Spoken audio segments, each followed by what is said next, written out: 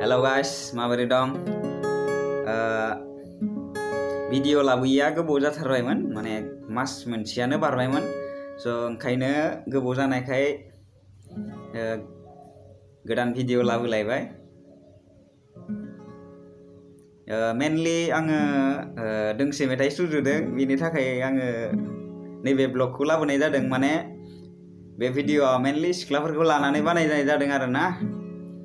बे सङा सिख्लाफोरखौ लानानै लिरनाय जादों, मानोना सिख्लाफोरा माने गासिबो बयफ्रेन्ड थाखाजोबो नालाय, सेंग्राफोरनि उन उन खारफायो। दा ओंखायनो बे समनि गेजेरजों सिख्लाफोरखौ बुंनाय जागोन आरो। दा दुखु मोनाबानो जाबाय सिख्लाफोरा। दा गाइस खोनासंदो।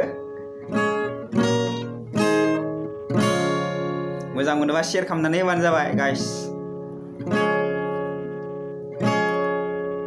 मा एसे लेबेल जाखोथाय, बयफ्रेन्ड गोनां गोजा मानोथाय, दानि जुगनि सिख्लाफोरा बडिगार्ड गोनां गोजा मानोथाय।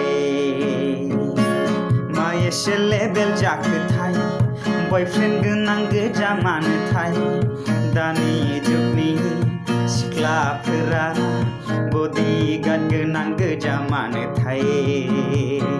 खालि उन उन उन उन खारफाबायसै सेंग्राफोरनि। मा एसे लेबेल जाखोथाय, बयफ्रेन्ड गोनां गोजा मानोथाय, दानि जुगनि सिख्लाफोरा बडिगार्ड गोनां गोजा मानोथाय, बडिगार्ड गोनां गोजा मानोथाय।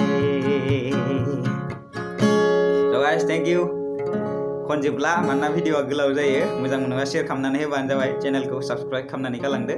स' थेंक इउ गाइस।